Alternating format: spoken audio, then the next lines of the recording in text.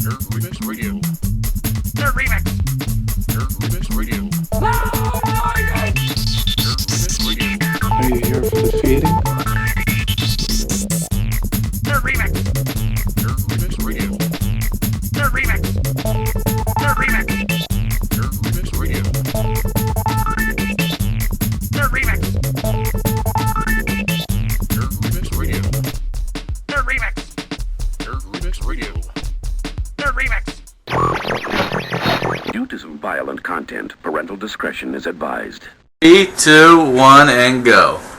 And it's NerdRemix Radio, and fuck am I tired. Yeah, Nerd Remix Radio, and joining us is Gary Ugarek. What's up?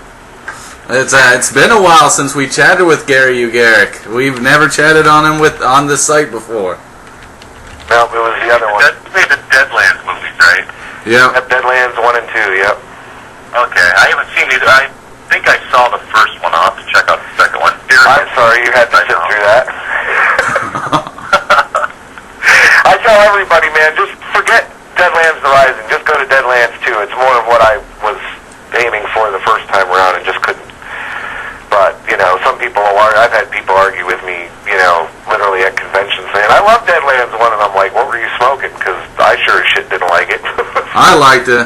You know, but, I mean, I like it. It's okay, but I think Deadlands 2 is better and always will think that, so.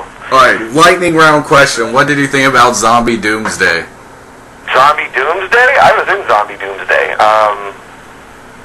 I thought it was okay, you know, from what I had seen of it. I never got my screener from the makers, so, you know, I saw it when we were shooting All in the Game. One of the other actors had his copy, and he was playing it in the bar in between takes, and I kind of dug it. I liked the reality show premise. They could have trimmed a few minutes off of it, but that was a no-budget flick, dude, shot in 24 hours. So they shot that in one day, and I think the budget was like $200, if even that. Yeah, he actually accidentally sent me 2 copies, so if you want, I could send one in the mail. Well, I'll get one off of him. I'll tell him he can't come to the premiere for All in the Game until he gives me my copy. But no, it was, you know, they did a lot with, you know, I mean, it came off great. It was all improv, and I was supposed to only have one line. You know, I told him I didn't want to have multiple lines of dialogue, but I couldn't help but interject my smartassery throughout the filming, so, you know, it was fun. One thing we're going to talk about today, well, we're going to talk about your new movie coming up, but first I want Tom to talk about his stay at the Ohio convention that was just happening. Cinema Wasteland Movie and Memorabilia Expo. I went to the fall show. My first time as a vendor. We were pimping the Trio of Terror DVD with my short film Zombitch on it, and I'm happy to say we sold out completely of them before the convention closed on Saturday. Nice. And then we also did the awesome promotion for the 1-year anniversary of NerdRemix.com. Grabbed Nerd Remix's balls for fun and prizes.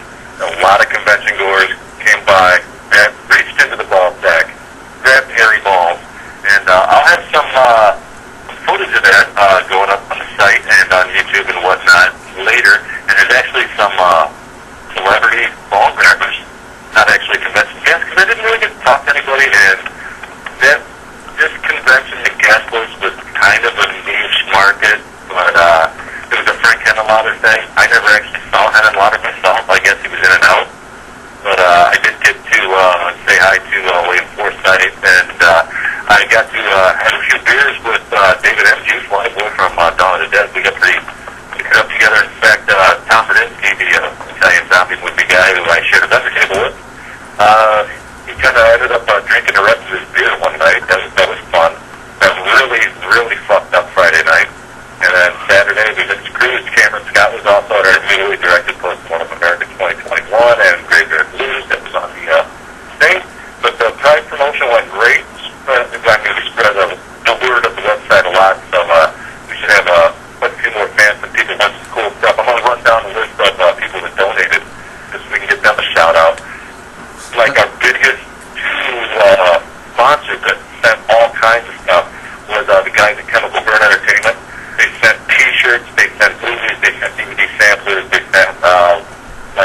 lobby cards and everything else. That was really cool. And then Mark walked all over Muscle Wolf Productions, sent a whole big box of stuff. He sent T-shirts. He sent all kinds of signed 8x10 movie posters and or 11x17 movie posters and fucking 8x10s and everything.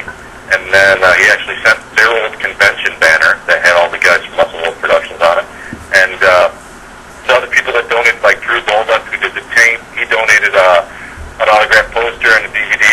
David B.G. Davies from Film MA. Derek, you might remember my review of Animal Soup.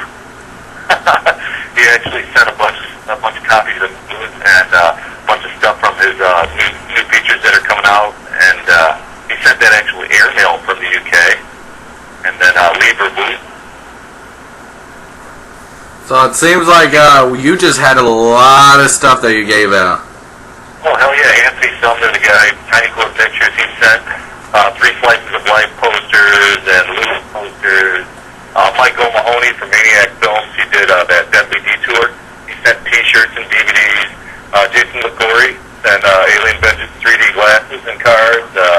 Marie Lynn, former Horror Hottie of the Month, sent some autographed 8x10s. And Tom Schaefer, a local horror author here in my hometown, he donated some books. And then we still have stuff that's coming in late. So check NerdRemix.com this month since it's, Halloween. And we'll be giving away some prizes. Derek had some Thanksgiving lobby cards that were signed by the director. Gobble Gobble Motherfucker. We'll be giving those out. Elizabeth Asteroth, she's an actress, performance artist, musician. She sent some autographed 8x10s. And I guess Kevin Kangas, the guy that did Fear Plot, has some stuff coming in the mail too. So.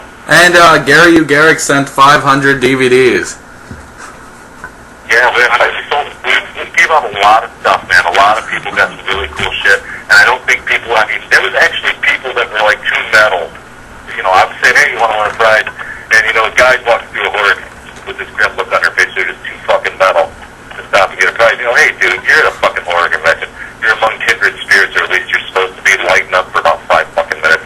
And there's other people, that didn't want to go anywhere near the ball bag because it did look bizarre. And you'll see pictures of that. But most people, man, they came over, what am I going to win? They think they're going to get something cheesy. They want autographed memorabilia or DVDs or whatever. So, they left real happy. So. I think everybody's happy. That's actually cool. You got autographed memorabilia and stuff like that. So this way people weren't, it'll make them remember Nerd Remix and, say, hey, I put my hand in a hairy ball sack and got a signed picture of whoever, So. Absolutely. From a marketing standpoint, it got people standing in front of the table as far as, I try to sell the DVD then, but, they're going to remember the website because they got an autographed 8x10 they didn't have to pay $20 for. And the ones Marie Lynn sent, she sent probably 4 or 5 different ones of her in lingerie and other swimsuits and other sexy things. And there's a lot of happy guys that took those home. Yeah, well, now they got jerk material, so. I did get some cool movies that I'm going to be reviewing soon. I finally got a copy of Chapter 1 of Postmortem America 2021 from Cam Scott, Linnea Quigley's in that. I watched that last night, so I'll have a review of that coming up. I got a screener of After Party Massacre, which I've heard a lot of cool things about. So there'll be a review of that coming up. I also got a Build the Buck movie. It's supposed to be the most blasphemous movie ever made. It's called Zombie Christ. I started watching that last night, and it's everything it promises and so much more. And then I have a few other films that I'm going to, throw up reviews for, so definitely check it out. I met a lot of cool filmmakers there, too. I have one film that I'm about to review. It stars Andrew Divoff. Is that how you pronounce his name? The Wishmaster? And it has Tom Savini and Jason Carter, and it's called The Dead Matter. And The Dead Matter, they actually sell this everywhere, but you have to buy it at Hot Topic. So if by the way, I talked to the guys from The Dead Matter. They had a booth set up there, and I asked them for a screener. They said, NerdRemix.com, we already sent one. Yeah, I'm about to check it out tonight. Cool, I've heard good things. So, too bad you didn't get your copy. I'm sorry. Yeah, you still want that Dr. Vibes, you better, be cool. Yeah, I'll send it on over after I watch it. Don't worry. So, Gary, I heard that you have a new movie coming up. Yeah, definitely something outside of the zombie genre. Because I've been trying to do Deadlands 3 for a couple of years and just been kind of hitting roadblocks. But actually, it's funny. Just while you guys were talking, I'm listening to him talk about meeting the guys with the Wishmaster and the Dead Matter and stuff like that. And at the same time, I'm reading an email from my agent that says that there's somebody that would buy the Deadlands 3 script off of me if I'm willing to sell it. And I said, okay, fine, as long as they don't take the title, because I'll eventually make a third. But, yeah, I have a new urban gangster film coming out called All in the Game, and it has about 3 people from HBO's The Wire in it. And then there's myself. I play a very small part, only because I wanted to get in on the fun. And then Joe Durbin from Deadlands 2 comes back with a smaller role this time, but he came in because, I kept saying to him, I always looked at Joe is kind of a Virginia version of Vanilla Ice, because he's from Winchester, Virginia. And I needed a white kind of wannabe gangster, for the film. And yeah, this is something where we basically took, kind of a little bit of Reservoir Dogs and Pulp Fiction, and then all of us agreed that, we would use every racial slur that we could find, in terms of what would go on in the movie, and actually show how ignorant racism really is, because you have characters that are bitching about somebody who's being racist while they're being racist themselves. So the message behind it was really the racism part of it, but also the other part was, of course, a drug deal gone bad, a kingpin wanting to take over, and then just, tons of violence. I'm not a gore-heavy individual. You've seen my flicks. I don't go gore crazy, but I go violence crazy. So, the trailer that's on the website, we have a guy pulling somebody's teeth out with pliers. So, and that's just a taste of some of the shit that goes on in the movie. And you can go to the website allinthegamemovie.net. Yep. And if you buy it, it'll ship out on December 6th. Is that correct? Yep, December 6th. Right now we're only selling Blu-rays and HD DVDs. Yes, I still make HD DVDs because there's still a market for them out there for the hardcore collectors. And so I do a limited edition run of those. And the DVD is going to come out in February of 2012. So, and the only reason I'm delaying it that long is because I don't even know why I'm delaying it that long. I just didn't want to do an HD or the DVD right away. I wanted to do the Blu-rays first, because they tend to go a little quicker with the hardcore HD fanatics. No, why do you still do HD DVDs? Why? Because I make money with it. Well, I can't say I really make money because what happened was, Deadlands 2 was the last HD DVD really released, and but the studio at the time that I was with, scammed me out of over $17,000. So I never saw the money from that, but I went and did a combo pack on my own of Deadlands 1 and 2 together, 100 discs, and it didn't take me but 6 weeks to sell them off. And it's just because there's a market for them. People want them, and it keeps the format alive. You got to remember, 1 million players were sold, right? And some HD DVDs look better than the Blu-rays. Big Lebowski just came out on Blu-ray, and everybody's bitching that the picture looks bad. And even the professional site said, if you have an HD DVD player, hunt down the HD DVD version. It has better picture quality. So, but there's a market for it, Plus it keeps you, like, wow, there's this independent filmmaker still releasing HD DVDs, so it kind of keeps my name out there. What I want to see is people who release still VHSs. We talked about doing that with All in the Game, but the problem is it's shot true HD, and and I'm not so sure what the process is going to look like converting it down to 4:3 letterbox. And I could make all the videotapes myself. It's just a matter of getting a bunch of players and looping them. But we talked about it. We joked about beta too, just out of shits and giggles. Imagine a movie coming out in 2011 or 2012 in beta format. That would be awesome. I'd want a copy, and then I'd track myself a beta player and watch it. I still have mine from when my parents bought it when I was a teenager. It still works. I can't say that about most of the VHS units I've had. Those things died quick. Yes, they should. That's amazing. So your beta still works? Dude, my original Atari 2600 from 1980 still works.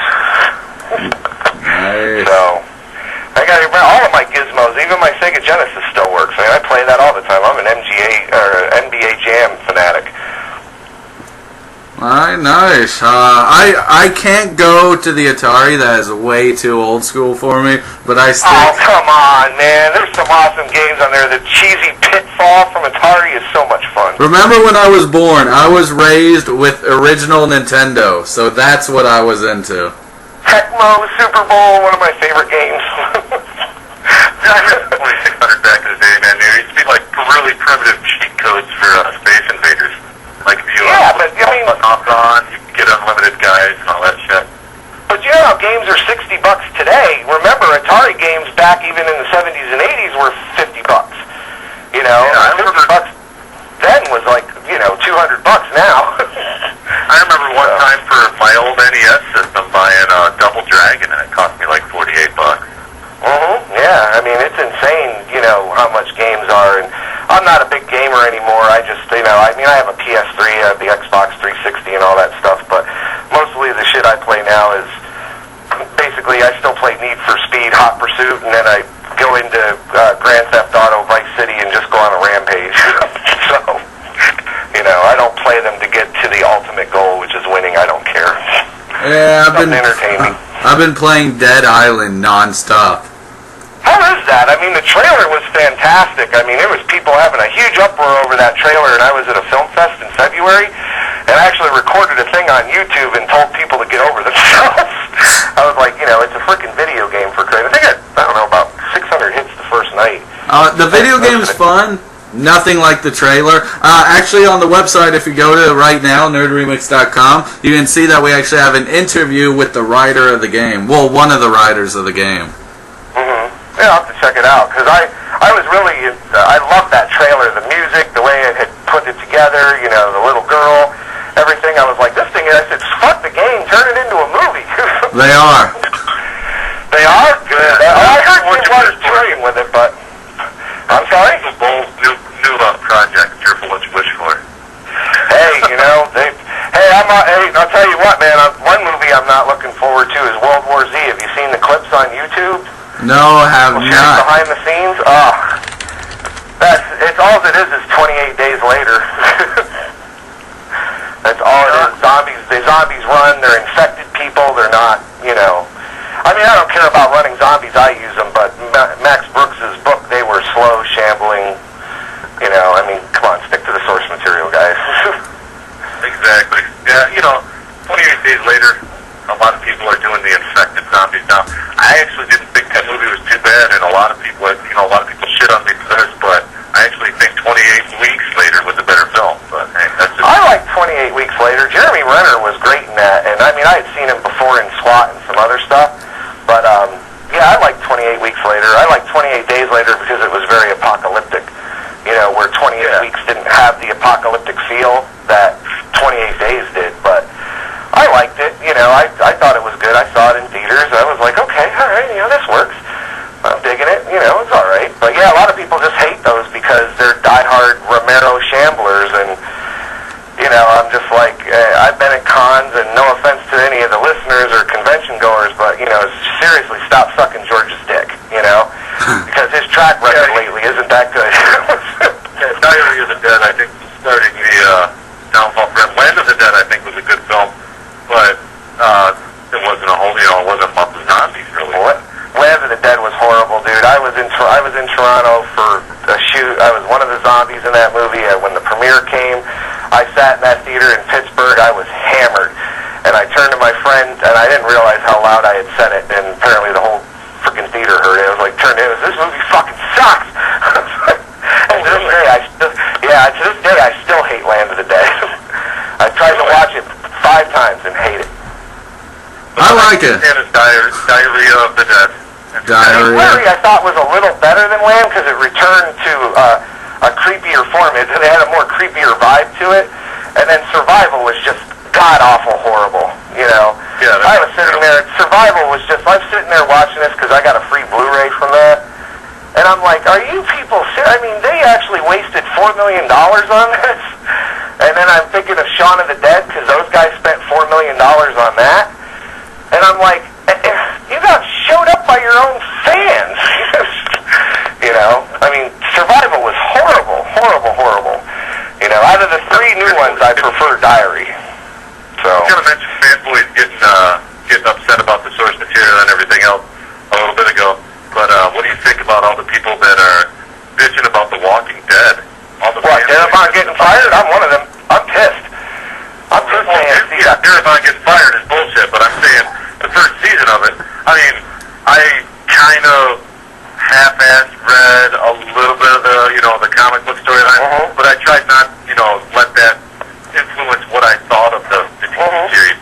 And I thought it was really good. I mean, I don't know. I'll give you my opinion of this. The first episode is the best, and I actually went on and wrote a review on Homepage of the Dead within the forums, because that's one of my hangout places, and I even titled the review, George Romero Who, Darabont New King of the Zombies, and then episode 2 came on, and I was like, okay, it was alright, it wasn't all that great. Then 3 and 4 just completely went downhill. 5 really started to make a comeback, and as most people don't know this, the director of 5 was the second unit director for Day of the Dead.